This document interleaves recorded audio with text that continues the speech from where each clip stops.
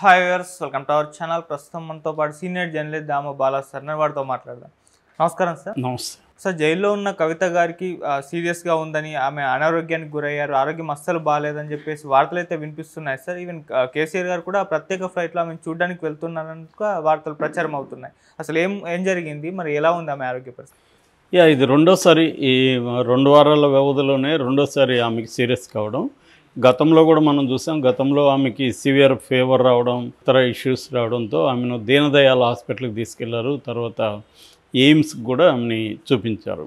ఇప్పుడు మళ్ళీ కవితకి సీరియస్ అని చెప్తున్నారు. నిన్న ఈవినింగ్ నుంచి వార్తలు వైరల్ అవుతున్నాయి.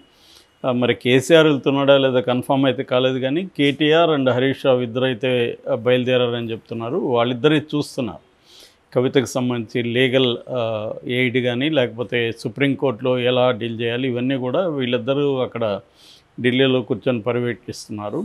సో ఇప్పుడు ప్రజెంట్ ఆమెకి ప్రాబ్లం ఏంటంటే గైనిక్ ఇష్యూస్ ఉన్నాయి, అట్లాగే ఫీవరు, తర్వాత బాడీ పెయిన్స్ ఇవన్నీ కూడా ఉన్నాయి. ఆల్రెడీ ఆమె వెయిట్ లాస్ ఎక్కువ 11 కేజీలు తగ్గిపోయిందని చెప్పారు.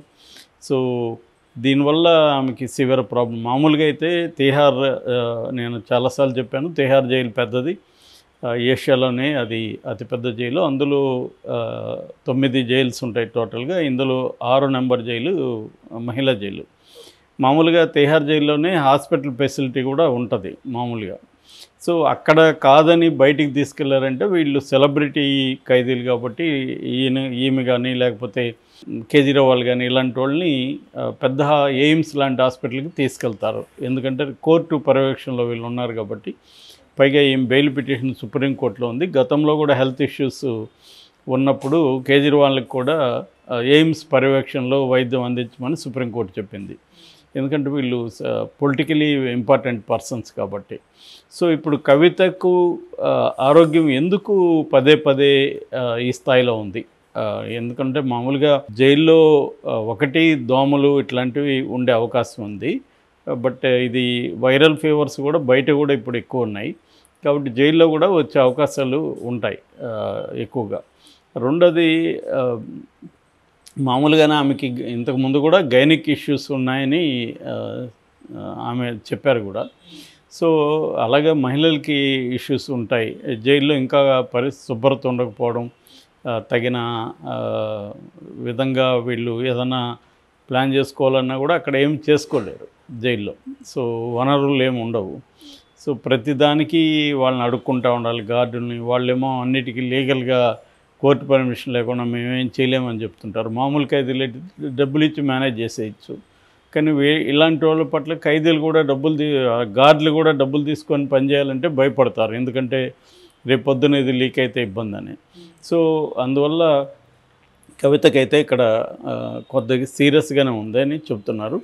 రెండవది, వీళ్ళు ప్రధానంగా బెయిల్, సుప్రీంకోర్టులో బెయిల్ కోసం కూడా ఈమె ఆరోగ్యాన్ని ఎక్కువ ప్రొజెక్ట్ చేస్తున్నారా అన్న డౌట్ కూడా కొంతమంది ఎక్స్ప్రెస్ చేస్తున్నారు. ఎందుకంటే ప్రధానంగా ఈమె ఏ గ్రౌండ్స్ మీద బెయిల్ అడుగుతుందంటే ప్రధానంగా 2 కారణాలు. ఒకటి, 5.5 నెల అవుతుంది ఆమె అరెస్ట్ అయ్యి, ఇప్పటివరకు ఫైనల్ ఛార్జ్ షీట్ పెట్టలేదు. రెండోది, ఈమె రోల్ ఉన్నట్టుగా ఎటువంటి డాక్యుమెంటల్ మెటీరియల్ ఎవిడెన్స్ లేదు. ఓన్లీ అప్రూవర్లు ఇచ్చిన స్టేట్మెంట్లు బేస్ చేసుకొని ఈమెను అరెస్ట్ చేశారు. సో ఇది రాజకీయ కక్ష తప్ప ఇంకేమీ కాదు అనేది ఫస్ట్ గ్రౌండ్. సెకండ్ గ్రౌండ్, ఆరోగ్యాలు సరిగా లేదు.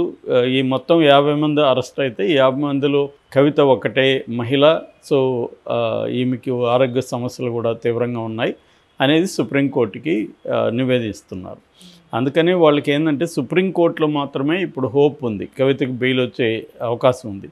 కాకపోతే ఇక్కడ ప్రాబ్లం ఏంటంటే ఈ పొలిటికల్ అండ్ లీగల్ 2 ఆస్పెక్ట్లు ఉంటాయి ఎప్పుడైనా ఇట్లాంటి విషయాల్లో. లీగల్ ఏమో సుప్రీంకోర్టు లాంటిది కూడా త్వరగా బెయిల్ ఇవ్వలేని పరిస్థితి పిఎంఎల్ఏ చట్టం ప్రకారం. నేను చాలాసార్లు చెప్తుంటా, PMLA prevention of money laundering act అనేది one of the rigorous acts అనమాట అది. సో దాంట్లో సెక్షన్ 45 ప్రకారం ట్విన్ కండిషన్స్ మీట్ అయితేనే బెయిల్ ఇవ్వాలి. ఒకటి, ముద్దాయి నిర్దోషం తను తాను నిరూపించుకోవాలి. 2, బెయిల్ ఇచ్చిన తర్వాత కూడా నేరం చేయరని కోర్టు నమ్మాలి. అందుకని కోర్టులు త్వరగా ఇట్లాంటి వాటిలో బెయిల్ ఇవ్వడం కూడా కష్టం. సో మామూలుగా మొన్ననే మనం చూసాము, మన మనీష్ సిసోడియా ఉప ముఖ్యమంత్రి, ఆయన విషయంలో సుప్రీంకోర్టు 17 నెలలు అయినా కానీ సుప్రీంకోర్టు బెయిల్ ఇవ్వలేదు. నిజానికి 1 ఇయర్ అయినా కూడా సుప్రీంకోర్టు ఈడీతో కొద్దిగా గట్టిగానే మాట్లాడింది. మీరు ఎప్పుడూ కంటిన్యూగా ఫైనల్ ఛార్జ్షీట్ వేయకుండా అనుబంధ ఛార్జ్షీట్లు వేస్తూ కాలం గడుపుతున్నారు, ఎంక్వైరీ ఇంకా చేయాలని, అంతకాలం ఎలా పెట్టాలి జైల్లో అని కూడా ఆర్గ్యూ చేసింది, కానీ బెయిల్ రాలేదు. ఎందుకంటే వీళ్ళు చాలా వెహిమెంట్గా అపోజ్ చేస్తారు, ఈడీ కానీ సిబిఐ కానీ చాలా స్ట్రాంగ్గా అపోజ్ చేస్తారు అనమాట. ఇంకా మేము విచారణ జరపాల్సిన చాలా అంశాలు ఉన్నాయనేది వాళ్ళు పెడతారు. ఇప్పటికే దాదాపు వీళ్ళు ఈ 2 ఏజెన్సీలు కలిసి 50-60 వేల పేజీల డాక్యుమెంట్స్ని కోర్టుకి సబ్మిట్ చేసిన సందర్భం ఉంది. సో అంటే ఇది వెరీ ఇంపార్టెంట్ కేసు, ఈమె రోల్ చాలా ఉంది అన్న ఒక ఎవిడెన్సెస్ని వాళ్ళు కొన్ని వేల పేజీల ఎవిడెన్సెస్ని పెట్టడం, దానివల్ల కోర్టు కూడా కొద్దిగా దీన్ని బ్రేక్ చేసి ఇవ్వాలంటే కోర్టు కూడా ఆలోచించాల్సిన పరిస్థితి. సో అందుకనే ఇప్పుడు తెలివిగా ఏం చేస్తుంది బీజేపీ అంటే, ప్రత్యర్థుల్ని ఎవరిని వేధించాలన్నా పిఎంఎల్ఏ చట్టం. అందుకని ఈ మధ్యకాలంలో, అంతకుముందు మనకి ఈడీ అంటే తెలిసేది కాదు, సిబిఐ అంటేనే తెలుసు. ఈ మధ్యకాలంలో బీజేపీ వచ్చినాక ఈడీ అంటే అందరికి తెలిసిపోయింది, ఎన్ఫోర్స్మెంట్ డైరెక్టరేట్ అనేది. అంతకుముందు మనకి జగన్ పీరియడ్లోనే తెలుగు రాష్ట్రాల్లో ఈడీ కొంత పాపులర్ అయింది. ఆ తర్వాత ఇప్పుడు దేశవ్యాప్తంగా ఈడీ అంటే పాపులర్ ఎందుకైందంటే పిఎంఎల్ఏ చట్టం ప్రకారం బెయిల్ రాకూడదు అని. మామూలుగా తెలుసు వీళ్ళకి, పిఎంఎల్ఏ చట్టం ప్రకారం పెట్టిన కేసుల్లో 1%, 2% కూడా కన్విక్షన్ రేట్ లేదు. కానీ ఇండియాలో ఏంటంటే ప్రాసెస్ ఇస్ ద పనిష్మెంటు. ఈ వాళ్ళ కన్విక్షన్ పడకపోయినా వాళ్ళని వేధించవచ్చు, జైళ్ళల్లో ఎక్కువ కాలం పెట్టడం ద్వారా వాళ్ళని వేధించవచ్చు. ఇప్పుడు కవితని పెట్టడం వల్ల కేసీఆర్ని ఖచ్చితంగా వేధించినట్టే కదా, కేసీఆర్ని బాగా ఇబ్బంది పెట్టినట్టే. ఇప్పుడు కేసీఆర్కి ఏముంది, ఒక పక్క తన కన్న కూతురు 5.5 నెలలుగా జైల్లో ఉంటే ఆమెను తీసుకురాలేకపోయినాం. రెండోది అసలు అరెస్ట్ కానికుండా ముందే ఆయన ఎందుకు జాగ్రత్తలు తీసుకోలేదు? ఇంత తెలివైన వ్యక్తి, ఇంత స్ట్రాటజీలు చేసే వ్యక్తి అసలు అరెస్ట్ కాకుండా ఎందుకు ప్రివెంట్ చేయలేకపోయాడు, దీన్ని ఎందుకు కనిపెట్టలేకపోయాడు అనే విమర్శలు కూడా కేసీఆర్ మీద వస్తున్నాయి. ఇప్పుడు కేసీఆర్కు ఉన్న కర్తవ్యం ఏంటంటే, 1 కవితను బయటికి తీసుకురావాలి, 2 తాను కానీ కేటీఆర్ కానీ హరీష్ రావు కానీ అరెస్ట్ కాకుండా చూసుకోవాలి. దీన్ని ఇప్పుడు కంప్లీట్గా ఆయన దిగి రావాల్సిన పరిస్థితి, దిగి వచ్చినా కూడా అవ్వదు. సో అదేదంటారు, ఒక్కొక్కసారి కొన్ని స్ట్రాటజిక్ తప్పుల వల్ల ఏమవుతుందంటే పాయింట్ ఆఫ్ నో రిటర్న్ అంటాం. అంటే వెనక్కి రాలేని ఒక పాయింట్లోకి వెళ్ళిపోతే ఇట్లాంటి ఇబ్బందులు రాజకీయాల్లో ఉంటాయి. అది ఒక్కొక్కసారి మన స్వీయ తప్పుల వల్ల జరుగుతాయి, ఒక్కొక్కసారి ఆబ్జెక్టివ్ కండిషన్స్ మన కంట్రోల్లో లేకుండా అవి చేంజ్ అయిపోయినప్పుడు కూడా ఇలాంటివి జరుగుతాయి. కేసీఆర్కి 2 రకాల జరిగాయి. ఒకటేమో ఆయన చేసిన తప్పులు, అంటే మోడీకి యాంటీగా విపరీతంగా రెచ్చిపోయి చేయడం. రెండవది పరిస్థితులు మారిపోవడం. కంప్లీట్గా ఆయన ఏమనుకున్నా అంటే, ఒక రకమైన మోడీ రాకుండా వచ్చినా కూడా మోడీ మైనారిటీలో ఉంటాడు అనుకున్నారు. కానీ మోడీ అతిపెద్ద పార్టీగా మోడీనే వచ్చాడు. సో ఆయనకి సంకీర్ణ ప్రభుత్వం అయినా కూడా ఇబ్బంది లేదు, ఎందుకంటే చంద్రబాబు ఏ రకంగా కూడా మోడీని ఎదిరించే పరిస్థితి కానీ మోడీకి డిక్టేట్ చేసే పరిస్థితి చంద్రబాబు దగ్గర లేదనేది ఈ 2 నెలల్లో తేలిపోయింది. అట్లాగే నితీష్ కూడా గట్టిగా మాట్లాడే పరిస్థితి లేదు, ఎందుకంటే నితీష్కి మోడీ అవసరం.